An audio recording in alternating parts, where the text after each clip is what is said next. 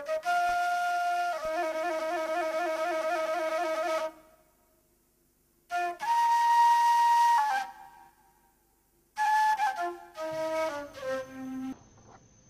compatriotes, à l'aube de la nouvelle année, mes premières pensées sont pour nos morts sur le champ des combats pour nos libertés. Je prie le Tout-Puissant Allah pour le repos de leur âme. À leurs familles endeuillées, ma profonde compassion. À ceux qui ont été meurtris dans leur chair ou atteints dans leur dignité par la barbarie de la répression, toute ma solidarité. Non, 2011 n'a pas été l'an 1 de la démocratie en Guinée. Elle a été une année rude pour l'état de droit, une année de conflit entre la volonté du nouveau pouvoir d'installer une nouvelle dictature et le refus déterminé des citoyens de voir confisquer les libertés chèrement acquises. Je voudrais, au nom de l'UFDG, adresser à tous nos compatriotes nos vœux d'espoir. L'année 2012 est l'année de l'espoir, le temps du scrutin législatif, dont l'issue devrait nous permettre de mettre en place le contre-pouvoir nécessaire à la sauvegarde de nos libertés. Chers compatriotes, arrêtons-nous sur l'année qui s'achève. 2011 n'a pas été l'année annoncée de la Renaissance guinéenne. Elle a été au contraire celle de toutes les dégradations. Moins de sécurité, moins d'emplois, moins de solidarité, pouvoir d'achat encore plus faible. Face à cette détérioration de leurs conditions de vie, les Guinéens ont bien voulu prendre leur mal en patience. En revanche, ils ont refusé qu'on touche à leur liberté.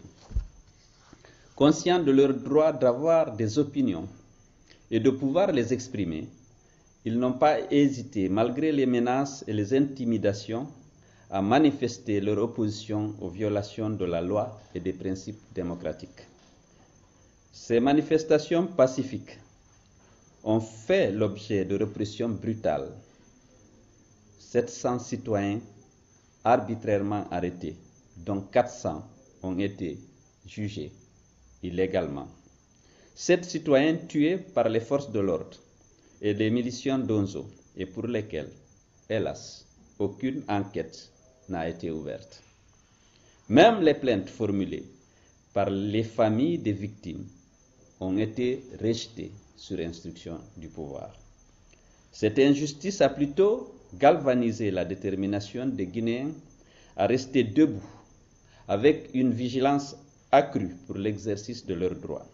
C'est ainsi que, tant à l'intérieur du pays que dans la capitale, les populations sont plus nombreuses que jamais pour acclamer les sorties de leurs leaders, comme pour exprimer leur volonté de s'opposer à toute dérive de nature à entraver leurs droits. Mais le nouveau régime n'a pas seulement voulu museler l'opposition politique. Dans sa volonté d'étouffer toute force hostile à son ambition d'hégémonie, il a tenté une mainmise sur les associations civiles, l'association des mareyeuses, l'association des diamantaires et surtout sur la CNTG, principale centrale syndicale du pays. Les menaces et les violences physiques employées à cet effet ont fortement indigné l'opinion nationale et internationale. La soif de liberté et d'indépendance des syndicalistes et le soutien obtenu tant à l'intérieur qu'à l'extérieur du pays n'ont pas permis pour l'instant au pouvoir de prendre le contrôle de la CNTG. Chers compatriotes, l'année 2011 a été aussi une année qui a fragilisé la cohésion et l'unité de notre nation.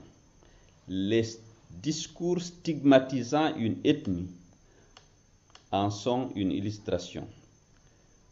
La Guinée peut-elle atteindre ses objectifs de développement? Peut-elle être forte si les Guinéens n'étaient pas rassemblés et solidaires? Les réformes nécessaires à mettre en œuvre à partir de choix parfois difficiles à faire n'exigent-elles pas la recherche du consensus pour une adhésion la plus large possible des citoyens. Malheureusement, la voie qui a été suivie est celle de l'intolérance, de l'esprit de clan, de l'intimidation, de l'État partisan, avec l'élimination systématique dans tous les secteurs des cadres soupçonnés d'appartenir à l'opposition. Une justice aux ordres et une administration au service du parti du président, et ce jusqu'au niveau des sous-préfectures. Chers compatriotes, avec ces pratiques d'une autre époque, pouvait-on s'attendre à des résultats autres que ceux que beaucoup de Guinéens et observateurs étrangers jugent aujourd'hui négatifs? La gestion efficace des États repose sur des institutions fortes, dont notamment l'opposition et les syndicats, sur un État de droit affirmé, le refus des fractures inutiles et blessantes, la recherche de l'adhésion la plus large. Nous ne devons pas perdre de vue que nous avons la Guinée en partage. Au-delà de nos sensibilités personnelles ou politiques, nous portons son histoire en commun. Chers compatriotes, après cette année probatoire, vous êtes nombreux à douter de la capacité du président et de son gouvernement à améliorer vos conditions de vie et à garantir l'égalité en droit des citoyens. Il est de notre devoir de vous d'offrir à tous les Guinéens un espoir.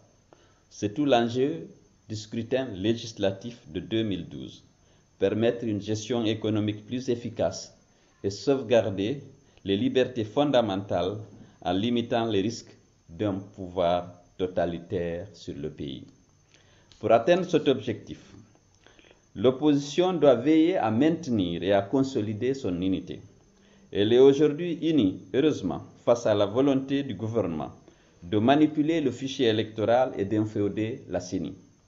Elle est aussi dans le dialogue engagé pour aller aux élections législatives, dans une posture de vigilance soupçonnant bien entendu le pouvoir de vouloir gagner du temps, le temps de réunir les conditions d'une fraude massive aux élections législatives. J'invite nos amis de l'opposition à aller plus loin, puisque nous nous sommes assignés un devoir d'exiger des élections libres et transparentes dans le respect du code électoral et des principes démocratiques. Je les invite à réfléchir à une union plus structurée, susceptible de garantir notre victoire. Mes chers compatriotes, mes chers amis, à tous et à chacun, aux militants de l'UFDG, à nos amis du collectif et de l'ADP, à tous les Guinéens et Guinéennes, aux amis de la Guinée, je souhaite une bonne et heureuse année 2012. Je vous remercie.